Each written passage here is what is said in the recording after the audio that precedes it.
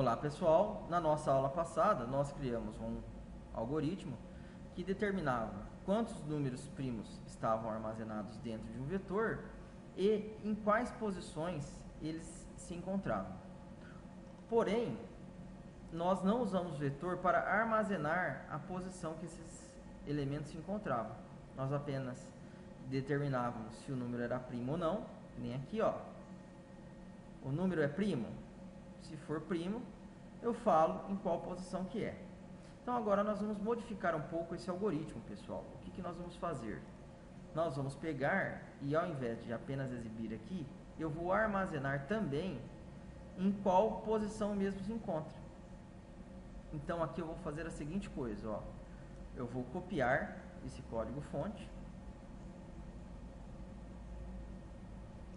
Nem vou copiar, eu vou reescrevê-lo e vou deixar comentado a versão anterior. Então, primeiro de tudo, pessoal, eu preciso criar um outro vetor. Int v2. Quem que é o meu v2, pessoal? É o vetor que vai armazenar as posições dos números primos. Então, o count, eu vou utilizar ele também.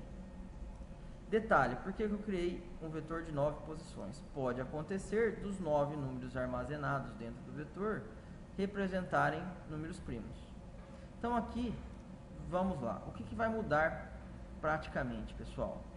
De qualquer maneira, nós já estamos fazendo o quê? Zerando o nosso contador. Então o contador ele vai servir para indicar a posição que eu vou armazenar o valor dentro do vetor. Então aqui, ó, o que nós vamos fazer? Nós vamos pegar e fazer a seguinte coisa. Vou vir aqui no else, ou melhor, aqui, n igual a 1 é. Então, o que eu vou fazer aqui, ó?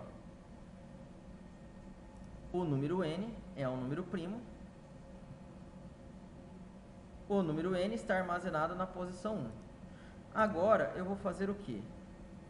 Eu vou fazer com que esse meu vetor v2 na posição count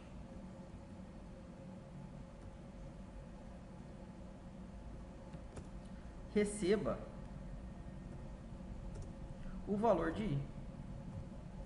Então eu estou armazenando, pessoal, apenas o que?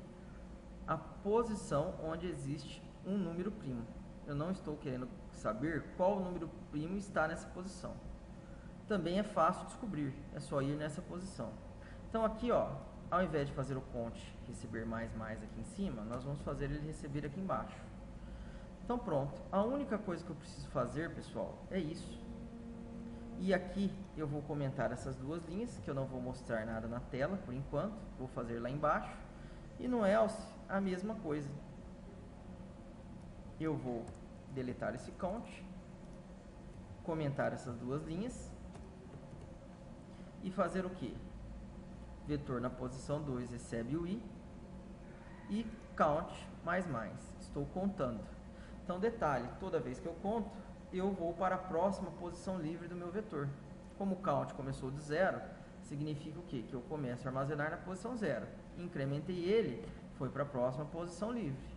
Então, na hora que terminar o for, pessoal, eu vou poder fazer o quê?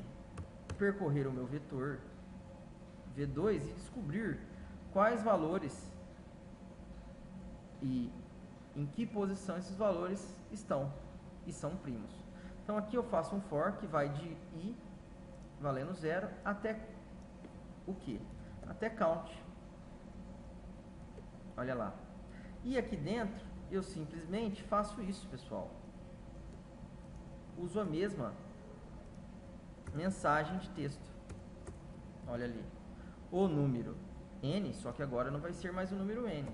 O número que é o número primo é o que está armazenado no vetor 1. Em qual posição? Para ficar fácil aqui para vocês verem, olha lá.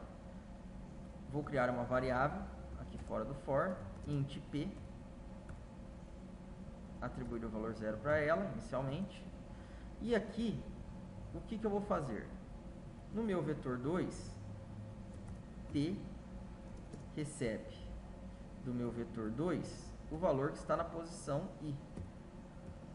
Então, meu vetor 2 armazena a posição que existe um número primo no vetor 1. Então, aqui eu simplesmente devo fazer o quê? O número que está no vetor 1 na posição P é um número primo. O número P, ou melhor, o número que está no meu vetor na posição P está armazenado na posição P do meu vetor. Pronto. Simplesmente isso, eu já consigo fazer o quê? Criei um vetor que armazena os números primos, ou melhor, as posições em que eu posso encontrar um número primo do meu vetor V1. Vamos testar e ver se vai dar o mesmo resultado. Então, olha lá. 1, 2, 3, 4, 5, 6, 7, 8, 9. 1, 2, 3. Então, pessoal, o nosso algoritmo funcionou perfeitamente, como vocês podem ver o resultado na tela. Quem gostou, dê um like, compartilhe e até a próxima aula.